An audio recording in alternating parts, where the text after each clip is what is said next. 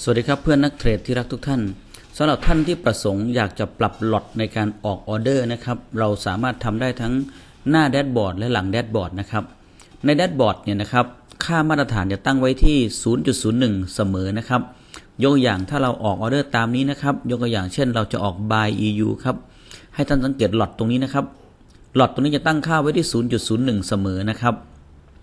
ถ้าเราออกอย่างนี้นะครับยกตัวอย่างเราจะ buy EU นะครับbuy ปึ้งนะครับหลอดก็จะออกให้ตรงนี้ครับ 0.01 ครับ 0.01 นะครับถ้าท่านประสงค์จะปรับหลอดนะครับท่านสามารถจะปรับตรงนี้ได้ครับจาก 0.01 เพิ่มบวก1ก็จะเป็น 0.02 บวก1ก็จะเป็น 0.03 บวกเป็น 0.04 0.5 อย่างนี้นะครับหรือจะลดลงครับเนี่ยฮะลดลงมาก็สามารถจะทำได้นะครับมาเป็น 0.02 ส่วนท่านจะออก GCAT อีก1ตัวนะครับเป็น buy นะครับเนี่ยฮะก็จะเป็น 0.02 บางท่านประสงค์อยากจะออกหลังร้านนะครับอยากประสงค์จะออกหลังร้านจะเพิ่มจะลดยังไงเราไปดูกันครับนี่ครับในปุ่มหลังร้านนะครับตรงนี้จะเป็นปุ่ม One Click Trading นะครับปุ่มเนี้ยก่อนที่จะมาเรียนรู้ One Click Trading นะครับเรามาดูอีกปุ่มหนึ่งนะครับที่ผมขอยัดไปอีกคู่เงินที่ยังหน้าจอว่างๆนะครับว่างๆนะฮะ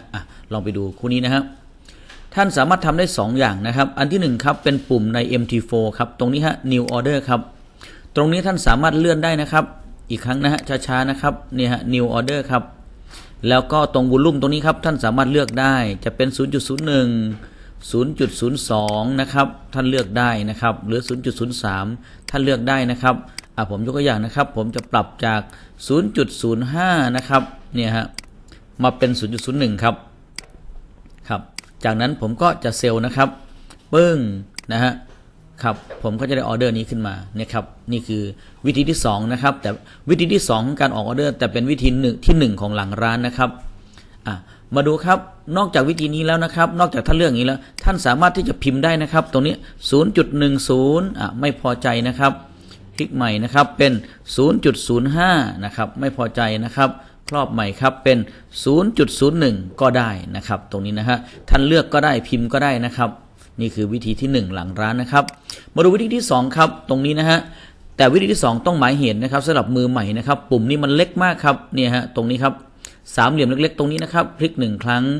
มันก็จะหายไปคลิก1ครั้งมันก็จะปรากฏขึ้นมาคลิกเมาส์ซ้ายอีก1ครั้งมันก็จะหายไปคลิกอีก1ครั้งมันก็จะปรากฏขึ้นมาแต่บังเอิญสำหรับมือใหม่นะครับหมายเหตุนิดนึงเวลาท่านเอาเมาส์มาวางตรงนี้เนี่ยท่านอาจจะกดพลาดเป็นเซลล์ตรงนี้ก็ได้นะครับเพราะมันอยู่ใกล้กันนะครับฉะนั้นวิธีการที่จะทำให้ท่านไม่พลาดนะครับท่านสามารถทำอีกวิธีนึงได้ครับคลิกขวาตรงพื้นที่ว่างนะครับตรงนี้ฮะปุ่มนี้มันชื่อว่า One Click Trading นะครับให้สังเกตนะฮะเนี่ยปุ่มนี้ชื่อ One Click Trading ครับเห็นไหมฮะคลิกขวาอีกครั้งครับท่านก็มากด One Click Trading มันก็มาแล้วครับให้ท่านสังเกตนะครับนอกจากคำว่า One Click Trading แล้วท่านสามารถกด Alternate บวก T ได้นะครับ Alternate บวก T นะครับลองดูครับปุ่มนี้ถือว่าปลอดภัยที่สุดครับกด Alternate ตรงนี้นะครับกด Alternate ตรงแป้นพิมพ์ฮะที่อยู่ตรง Space Bar นะครับแล้วก็กดตัว T พร้อมกันครับดูนะฮะ Alternate T ก็จะปรากฏขึ้นมา Alternate แล้วก็ T ก็จะหายไป Alternate T ก็จะปรากฏขึ้นมาเนี่ยครับวิธีเรียกมันขึ้นมานะครับปุ่มนี้ชื่อว่า One Click Trading ครับท่านสามารถจะปรับเปลี่ยนได้อย่างนี้นะครับปุ่มนี้นะครับเนี่ยฮะอันนี้ลดจาก 0.05 นะครับจาก 0.05 ลดเป็น 0.04 0.3 0.2 0.1 ได้ครับหรือท่านจะบวกก็ฝั่งนี้ครับเป็น 0.2 0.3 0.4 0.5 อย่างนี้ก็ได้ครับหรือจะครอบครับแล้วก็พิมพ์เอาครับ 0.01 ก็ได้นะครับไม่พอใจก็จะเปลี่ยนใหม่เป็น